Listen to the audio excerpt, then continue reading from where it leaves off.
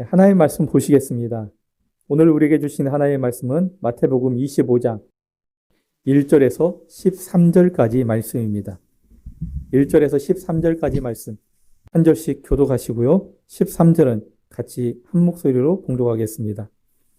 그때의 천국은 마치 등을 들고 신랑을 맞으러 나간 10처녀와 같다 하리니 그 중에 5은 미련하고 5은 슬기 있는 자라.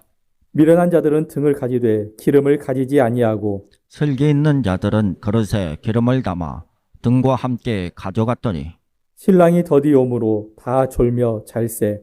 밤중에 소리가 나되 보라 신랑이로다 맞으러 나오라 하매 이에 그 처녀들이 다 일어나 등을 준비할세.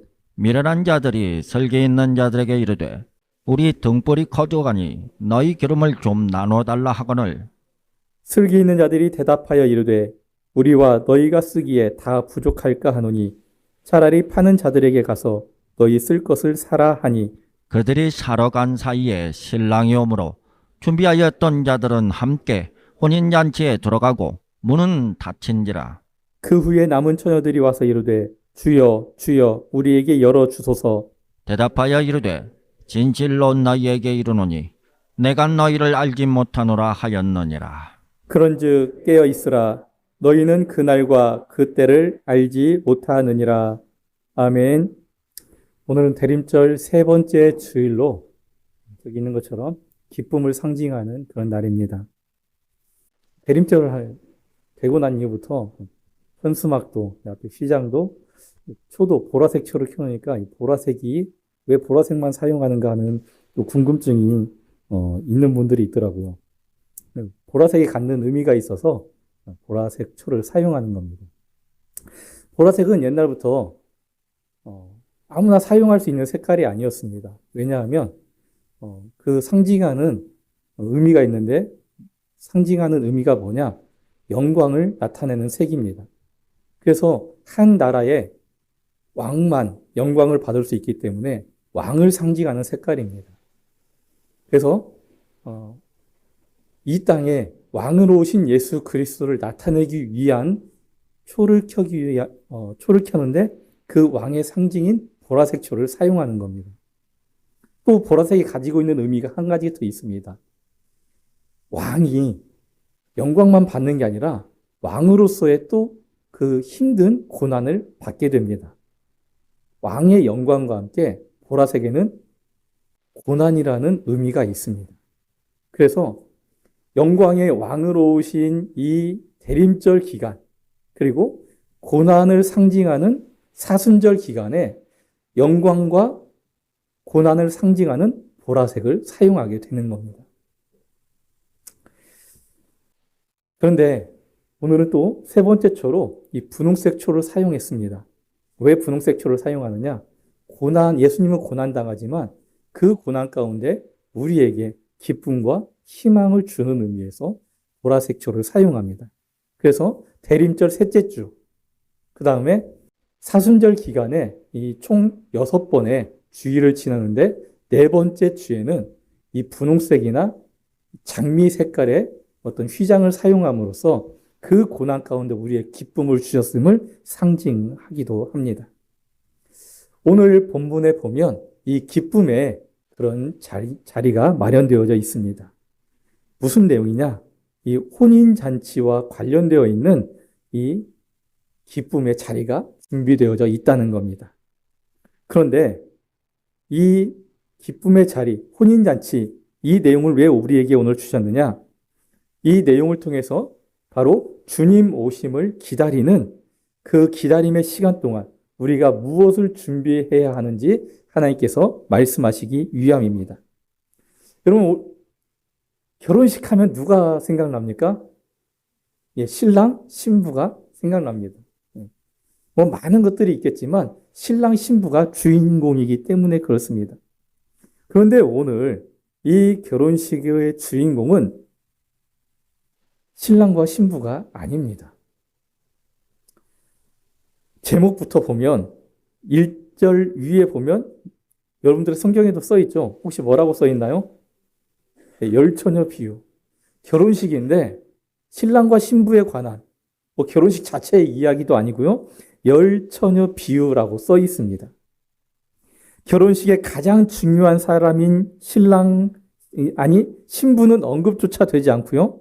대신에 신부를 대신해서 10명의 처녀들이 등장하고 있습니다.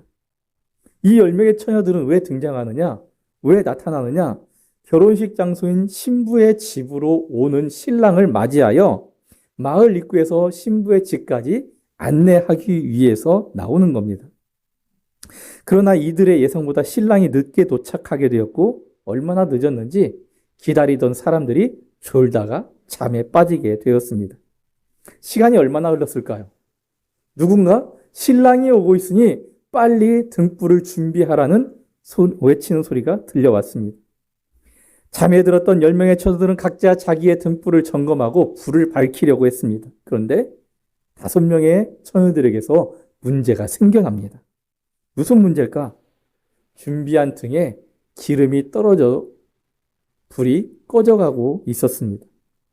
그들은 다른 5명에게 기름을 나누어 달라고 부탁했지만 너희와 우리가 같이 쓰기에는 부족할 것 같으니 신랑이 도착하기 전에 조금 남아있는 시간에 빨리 가서 사오는 게 낫지 않겠느냐라고 제안합니다.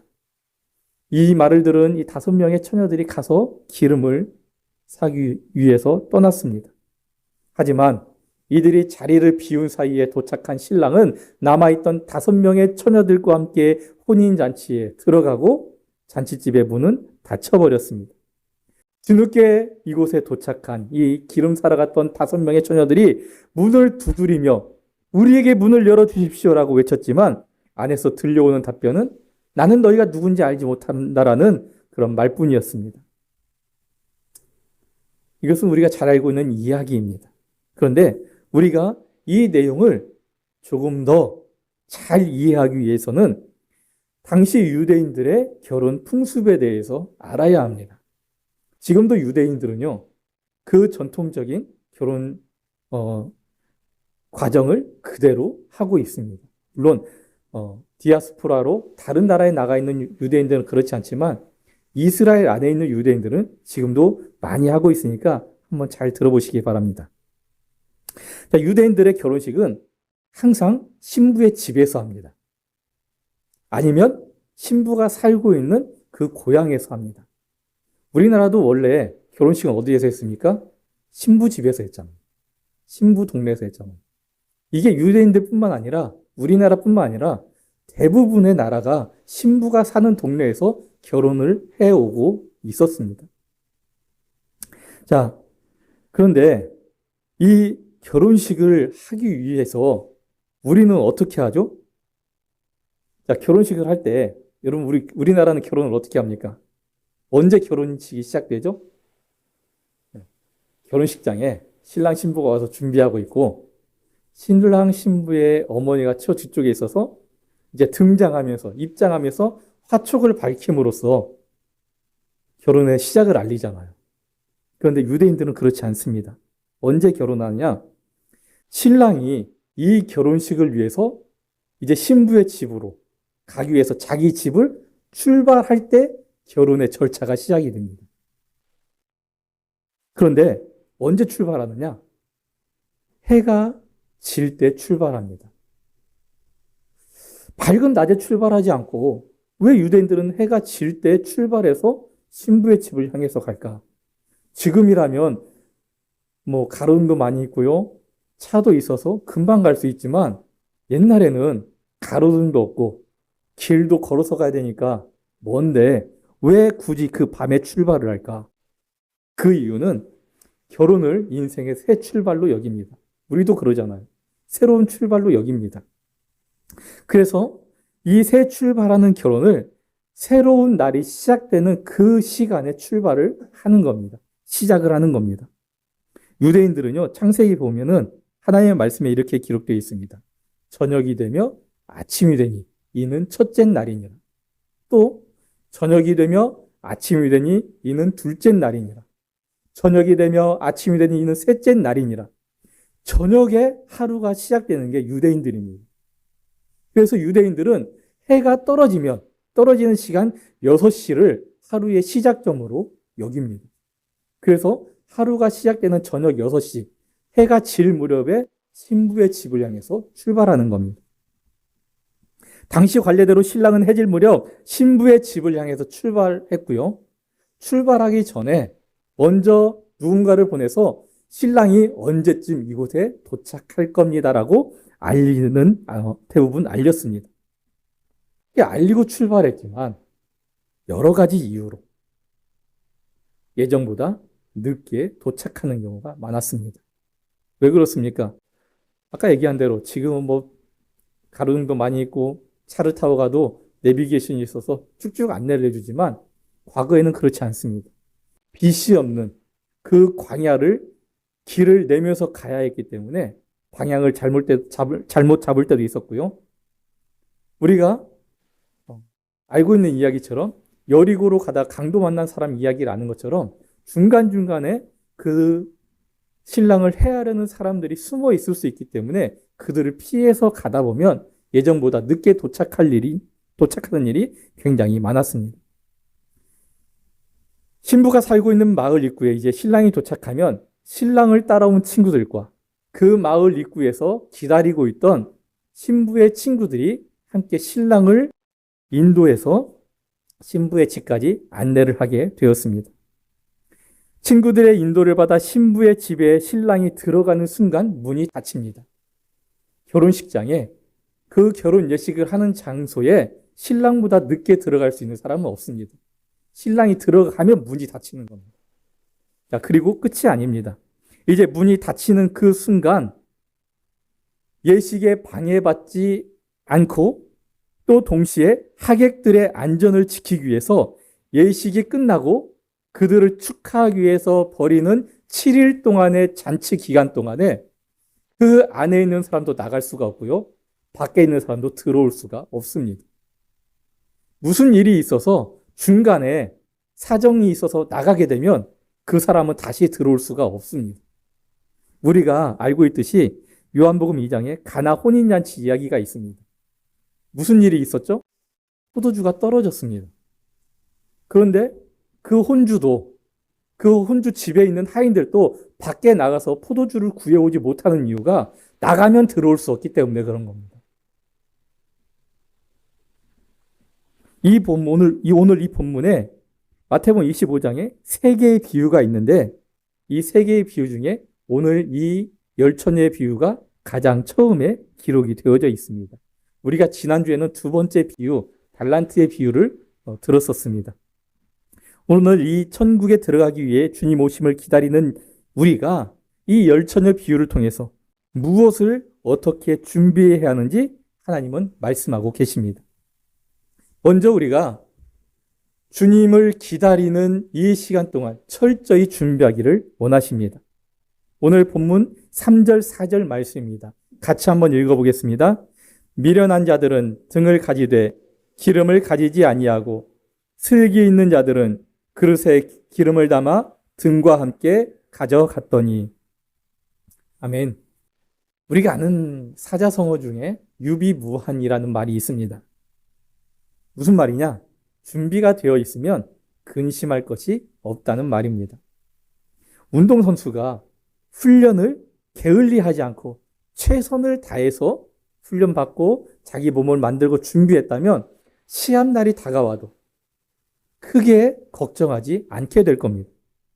시험을 앞두고 있는 학생이 열심히 공부했다면 큰 근심 없이 시험을 볼 수 있습니다. 본문은 예수 그리스도의 오심을 기다리는 우리 그리스도인들이 신랑을 기다리고 있던 10명의 처녀들의 이야기를 통해 무엇을 어떻게 준비해야 되는지를 말씀하고 있다는 겁니다. 신랑을 기다리는 이들이 준비해야 될 것은 바로 등과 기름이었습니다. 본문은 10명의 처녀 중에 5명은 등은 가지고 있었지만 기름은 가지지 못했고 5명은 등과 함께 기름을 가지고 있었다고 기록하고 있습니다. 5명의 처녀들이 등과 함께 기름을 가지고 있었다는 것은 철저히 준비를 했다는 말입니다. 등과 기름은요, 같이 있어야 그 소용 가치가 있습니다. 기름이 없이 등만 있어도, 등은 없는데 기름만 가득해도 별 소용 가치가 없습니다. 그래서 등과 기름은 꼭 같이 있어야 되고 그것을 준비할 때 등과 기름 우리는 항상 같이 준비해야 합니다. 신랑을 맞이하기 위해 등과 기름을 준비해야 하는 이유는 우리가 주님 앞에 설 때에 이 두 가지가 꼭 필요하기 때문에 그렇습니다.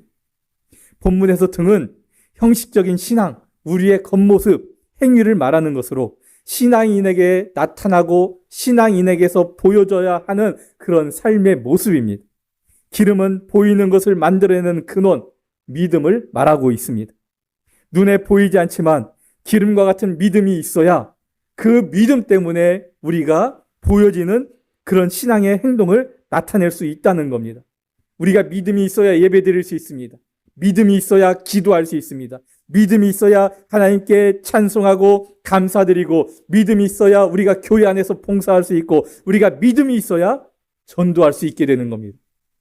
이 믿음이 기름 같은 것이고 우리의 이런 보여지는 신앙의 행위가 바로 등불과 같은 것입니다. 하지만 열심히 예배드리고 기도하고 봉사하고 전도하지만 하나님을 향한 믿음 때문에 내 안에 믿음이 있기 때문에 하는 것이 아니라 사회적 지위나 어떤 다른 사람들이 보는 눈 때문에 열심을 내는 사람들이 있습니다. 반대로 하나님의 사랑과 예수 그리스도의 구원의 은총은 믿고 있습니다.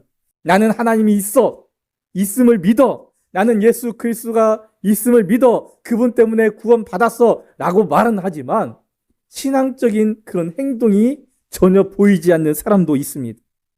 믿지 못하는데 믿음이 없는데 믿음이 있는 것처럼 보이기 위해서 애쓰고 노력하는 사람도 불쌍하고요.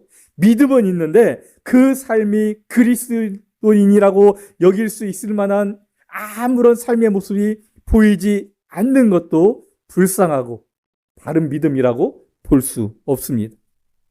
그래서 등과 기름, 믿음과 믿음으로 인한 행동은 우리의 삶은 늘 함께 나타나야 합니다. 이것은 무엇과 같냐? 마치 꽃이 있는데 그 꽃에 향기가 있느냐 없느냐 이것과 같은 것입니다. 여러분 꽃이 있는데 향기가 없는 꽃 사람들이 좋아할까요? 제가 꽃다발을 이렇게 많이 이렇게 이런저런 이유 때문에 사람들한테 줘봤습니다. 꼭 남자들은 별로 안 그러는데 여자분들은 꽃을 받으면 자기도 모르게 하는 행동이 있어요. 뭔지 아시나요? 예. 꽃을 받으면 자기도 모르게 꽃을 받으면 코를 이렇게 살짝 갖다 댑니다. 왜 그럴까? 향기 때문에 그런 거예요. 우리 그리스도인들이 이 꽃과 같아야 하는 겁니다. 꽃이 있으면 향기도 당연히 있어야 됩니다. 우리가 믿음이 있으면 당연히 믿음의 행동들이 보여져야 하는 겁니다. 예배드리고 기도하고 찬양하고 봉사하고 전도하고 이런 것들이 보여져야 한다는 겁니다. 믿음이 있는데 이런 행위가 안 보이거나 믿음 없이 이런 행동을 만들어내려고 하는 것은 둘 다 온전치 못한 겁니다.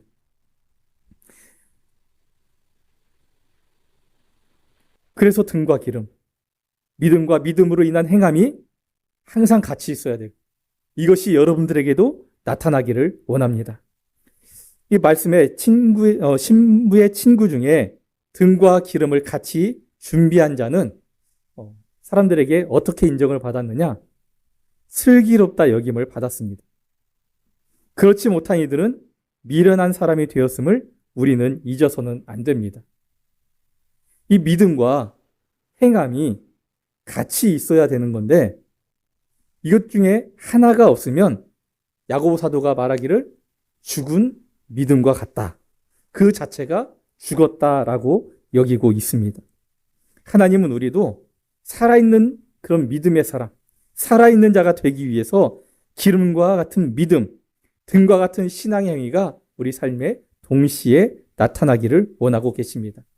하나님 앞에 우리가 서기 전에 우리의 믿음도, 우리의 믿음의 행위도 같이 온전케 되기를 원합니다. 야고보 사도가 계속 말합니다. 행함 없는 믿음은 죽은 것이다. 뭐라고 말하고 있습니까? 같이 읽어볼까요? 행함이 없는 내 믿음을 내게 보이라. 나는 행함으로 내 믿음을 내게 보이리라. 행함이 있는 믿음을 우리가 보여내야 한다는 거 말을 하고 있는 겁니다. 이 행함을 보여내지 못하면 우리가 온전치 못한 믿음이라는 말씀입니다. 눈에 보이는 우리의 삶, 우리의 행위대로 보이지 않는 믿음을 나타내요.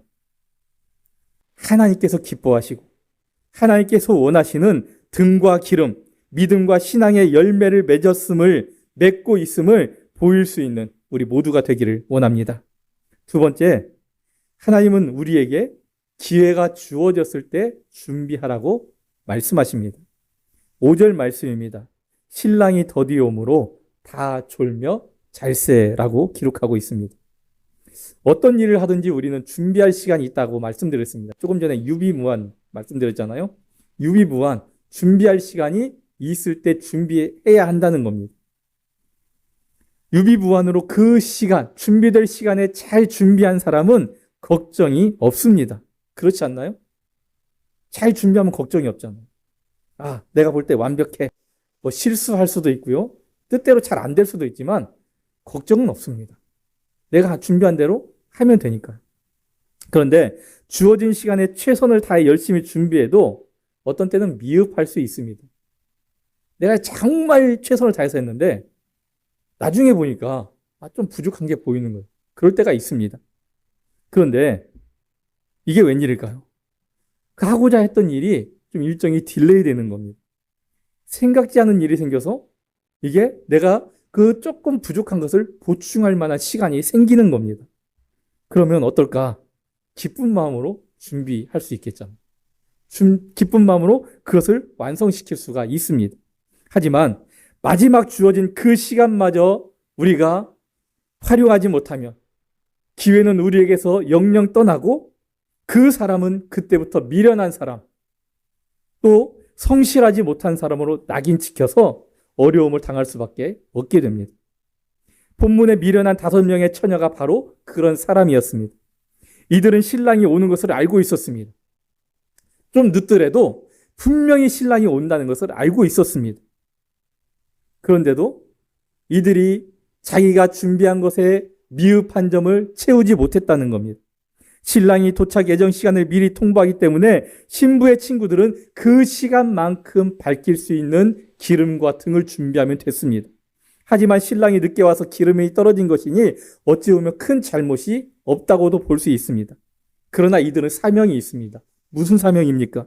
신랑이 오면 불을 밝혀서 신부의 집까지 신랑을 안내하는 사명입니다. 결혼을 위해 오고 있는 신랑을 기다리는데 어찌된 일인지 예정된 시간이 지나서 도착하지 않고 있었습니다. 기다리다 지친 이들은 졸기 시작했습니다. 신랑이 오고 지체되니 어떤 일이 일어날까요? 준비된 기름이 떨어져 가고 있었습니다. 5명의 처녀들은 기름이 떨어지고 있다는 것을 몰랐을까요? 당연히 알고 있었겠죠.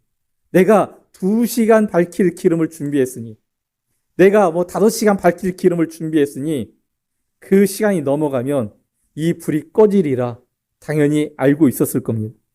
그렇다면 이제 신랑이 늦게 옴으로 인해서 기름이 떨어지고 불이 꺼져가고 있다는 것을 알게 되었다면 이들은 신랑이 지체되는 그 시간 동안 자기가 부족한 부분, 자기에게 미흡했던 점을 준비해야 했습니다.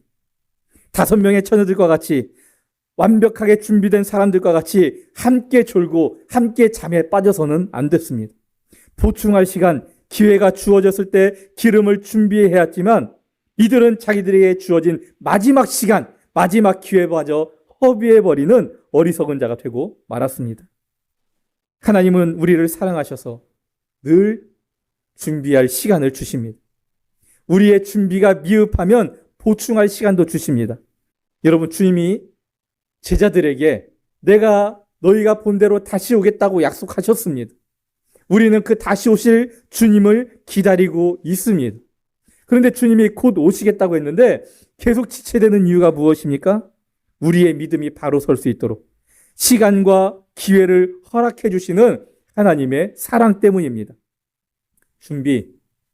우리가 무엇인가를 준비한다고 아무리 정신 차리고 잘 한다고 해도 부족한 점이 있기 마련입니다. 그래서 주님 오심을 기다리고 만나기 원하는 우리는 우리의 삶 가운데에 내가 혹시라도 주님의 말씀을 따르고 있지 못하는 부분이 있는지, 하나님께서 기뻐하시는 내 삶의 어떤 부분이 아직도 남아있는지 늘 자신을 살펴야 됩니다.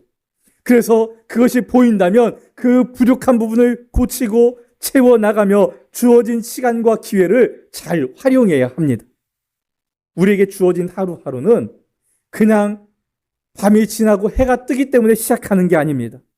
우리에게 또 한 번의 기회를 주시는 하나님의 은혜임을 잊지 마시기 바랍니다. 우리는 그것을 기억하고 주어진 하루, 주어진 시간을 잘 선용하여 하나님의 거룩한 백성, 하나님께서 기뻐하시는 성도로 세워져 가야 합니다.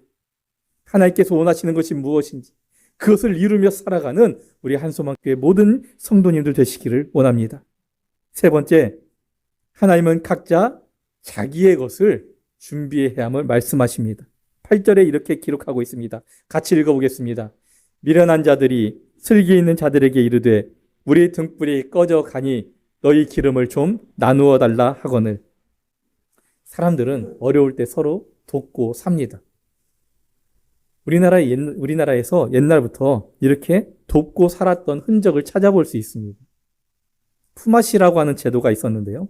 품앗이는 예전에 농업 문화일 때 손길이 많이 필요하기 때문에 많은 손길을 사서 임금을 주고 사서 사용할 수 없으니 사람들끼리 서로 연합하는 겁니다. 그래서 오늘은 홍길동 집에 가서 일을 해주고 다음 날은 다른 사람 집에 가서 일을 해주고 이렇게 돌아가면서 서로의 일을 도와주는 그런 제도였습니다. 이렇게 함으로써 서로 돕고 사는 아름다운 문화가 자연스럽게 우리 사회에 형성되었고 만들어졌습니다. 오늘 본문에서도 어려움에 처한 이 5명의 처녀들이 옆에 있는 사람에게 도움을 요청하는 그런 장면이 기록되어져 있습니다. 그런데 우리나라의 품앗이와 다르게 이 5명의 사람은 도움을 요청한 자들의 그 요구를 들어줄 수 없었습니다. 왜 그렇습니까? 이들이 원했던 건, 도움을 요청했던 자들이 원했던 건 무엇입니까? 기름을 나눠달라는 내용이었습니다. 신랑을 맞이하기 위해 나왔는데 신랑이 오고 있는 그 순간 기름이 떨어져서 불이 꺼져가고 있으니 얼마나 마음이 급했겠습니까? 그래서 그들이 찾았던 것은 뭐냐? 그들의 눈에 보였던 것이 뭐냐?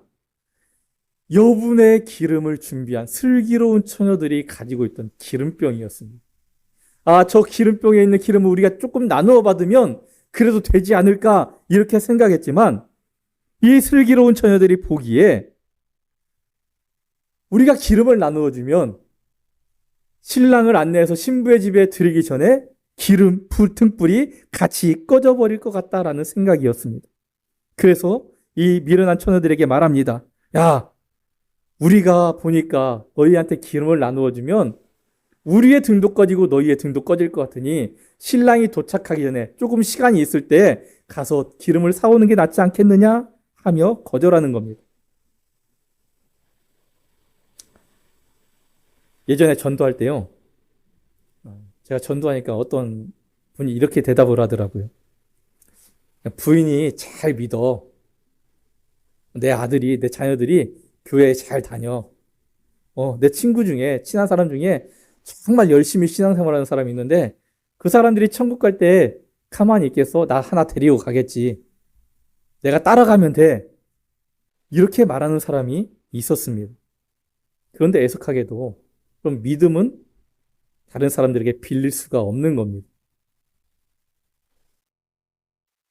설사 믿음이 크고 내 믿음이 풍성한 것 같아서 넘치고 남아 돈다고 해도요, 다른 사람에게 빌릴 수도 없고 줄 수도 없는 게 믿음입니다. 이들은 신랑이 온다는 것을 알고 맞을 준비를 하고 있었습니다. 하지만 누가 여분의 기름을 가지고 있는지, 누가 여분의 기름을 준비하지 못했는지 겉으로 보기에는 분간할 수 없습니다. 하나님에 계신 천국에 가기 원하는 우리들, 예수 그리스도의 오심을 기다리는 우리도요, 그 삶의 모습을 보아서는 정말 믿음이 있는 사람인지, 어떤 세상 풍파나 힘들고 어려운 일이 있을 때 흔들리는 그런 믿음을 가지고 있는 사람인지 우리는 잘 알 수가 없습니다. 언제 정확히 알 수 있느냐? 예수님이 오실 때 알 수 있는 겁니다. 신랑이 올 때 기름이 준비되었는지 준비 안 됐는지 알 수 있는 것처럼 우리 주님이 오실 때 우리의 믿음이 진짜인지 가짜인지 알 수 있는 겁니다. 그런데 본인은 또 알고 있습니다. 내가 정말 흔들리지 않는 믿음을 소유했는지 아닌지 알 수 있다는 겁니다. 우리도 이렇게 미련한 사람처럼 부족한 믿음의 사람이 아니라 슬기롭고 지혜로운 이 5명의 처녀처럼 하나님께서 보시기에 확실한 믿음, 충분한 믿음을 가지고 있어야 합니다. 우리는 모두 주님 오심을 기다리고 있습니다.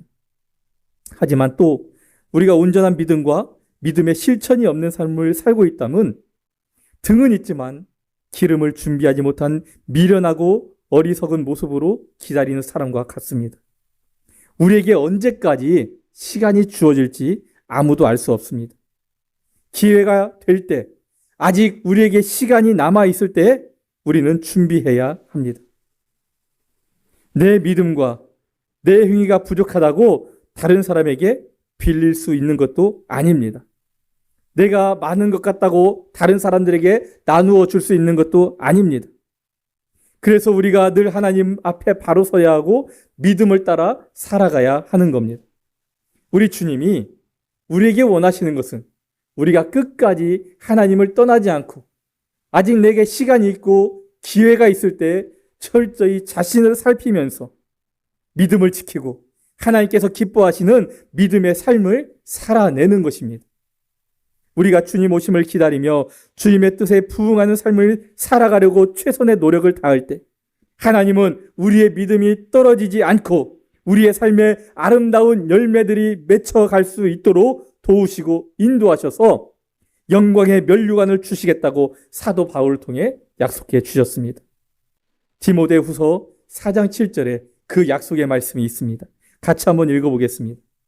나는 선한 싸움을 싸우고 나의 달려갈 길을 마치고 믿음을 지켰으니 이제 후로는 나를 위하여 의의 면류관이 예비되었으므로 주 곧 의로우신 재판장이 그날에 내게 주실 것이며 내게만 아니라 주의 나타나심을 사모하는 모든 자에게도니라. 아멘. 우리가 믿음을 지키고 믿음의 행위를 함으로써 하나님께 영광 돌리는 삶을 살아가려고 노력하면 하나님은 우리를 도와주시고 마지막 그날에 우리에게 면류관을 주시겠다고 약속하셨습니다. 이 면류관의 주인공이 이 자리에 계신 여러분 모두가 되시기를 원합니다. 기도하겠습니다.